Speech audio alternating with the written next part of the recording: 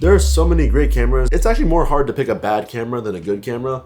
But the problem is that there's so many good cameras, you just don't know which camera to pick, especially for your use case. And there are gonna be a lot of different use cases, but I'm gonna specifically focus on content creators. And I'm a normal person who has a really big hobby into filmmaking and videos and whatnot. So it made sense for me for why I picked the camera that I picked. And I really studied Sony cameras, specifically because I wanted a Sony camera. And the main reason I wanted a Sony camera is because I'm a content creator myself. I like the lenses, and I especially like the apps, the monitor control app. So with all the research I've done on Sony cameras, I thought it makes sense for me to actually just talk about what cameras are good. And I'm gonna specifically focus on content creators today, because there's so many different use cases for cameras, but I think for content creators specifically, these are the cameras that I recommend in the Sony ecosystem. If you're a content creator, you're mostly focused on making videos and maybe taking some photos on the side. You don't wanna be limited to just video. You still wanna take some nice photos on the side. That's what I think content creation basically is. You're still gonna have a focus on video because that's what most content is on social media nowadays anyway. I'm gonna break that down to 3 main budget categories: budget, the most optimal, and then the one that's really expensive. I just call it ballin'. So let's talk about budget. For the Sony mirrorless line specifically, I have to recommend the ZV-1 line.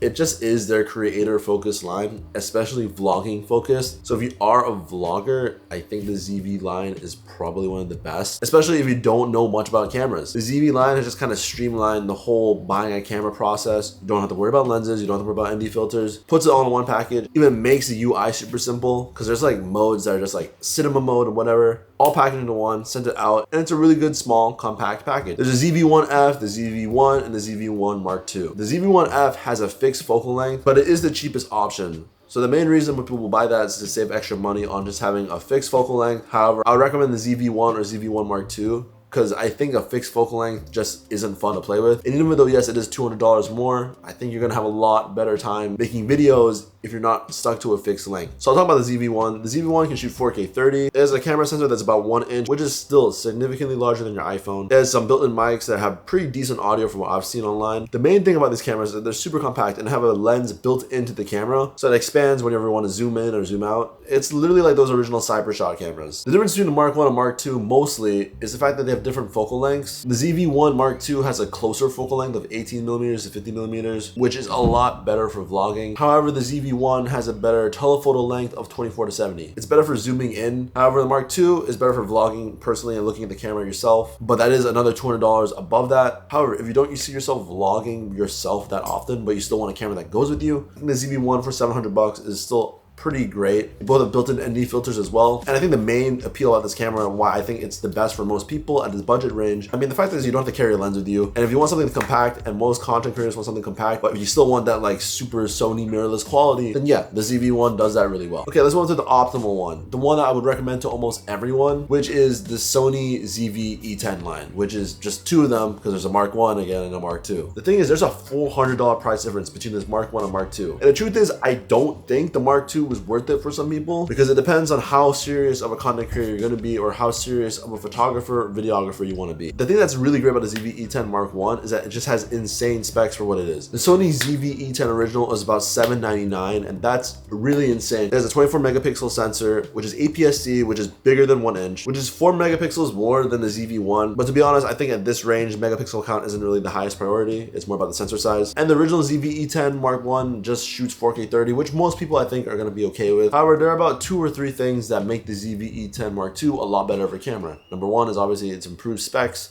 and almost every single stat, like battery, rolling shutter, but these are more or less something you expect with a Mark II. But the other 2 things are pretty damn important. The second thing is that the original only shoots 8-bit log. The second one shoots 10:4:2 color space, which means there's a way more colors to play with in post. So if you see how this video turns out right now, you can see that this video I think is pretty colorful, the details and colors. I color graded this. I can manipulate colors a lot better in a 10-bit space than in an 8-bit space, which is a lot smaller. So obviously there is that trade-off. And the last thing I think that's really important about the Mark II, 4K 60 is now available in the Mark II compared to the Mark I. And if you do slow-mo a lot and you like cinematic slow-mo, I think 4K 60 is pretty much worth it. Again, it's a $400 difference and you have to judge it for yourself. What do you think is worth it? But again, I think for the average creator who just wants to take videos with their friends maybe, isn't really into cinematography and photography, but just wants a really solid camera that can change lenses, I think the Mark I is just fine. The Mark II, however, I think if you're getting more serious into photography, videography, especially videography, I just think the Mark II is just better for post. If you want to do 4K 60, you want to do extra slow-mo, or you want the 4:2 color space, I think these are very, very important features for some people like myself. However, again, again, it depends on the content creator you are. Do you just want to go shoot videos with your friends and look with a cool cinematic blur? Then save yourself $400, go buy a nifty 50, and you'll be a lot happier with that purchase than buying a better body, even though you might not use those features. So yeah, Sony ZV E-10 Mark 1 Mark 2, probably the best camera you can buy with your money in the Sony ecosystem right now as your average content creator. Now we're going to the balling category, and this is where I think that most people won't have to be here for, because I think the Sony ZV E-10 really is just, it nails most of it for most people. However, if you are going to see yourself as that professional stuff in the future, or you just want that better quality overall, then yeah, here we come to a little bit more expensive. Now I could definitely recommend the most expensive camera that Sony offers, which is the Alpha 1, which is $6,000, or the Sony FX3, which a lot of people regard as the best king of low light. Again, I'm thinking about this as a content creator and not maybe a professional photographer, videographer. I think there are only two cameras that kind of fit in this line, and they're about the same price actually. The Sony a7 IV and the a6700. Now you're wondering why I said the a7 IV even though the a7 V just came out, and that's because the a7 IV used pretty similar price to a new a6700, at least in terms of the body. Again, used and new, but I think most people can find used stuff pretty good. And the main difference is, are you gonna go APS-C or are you gonna go full frame? There's definitely a lot of debate about what's better, but the truth is full frame is just better quality overall in terms of like image. However, that doesn't mean APS-C is horrible. It just means that it's just not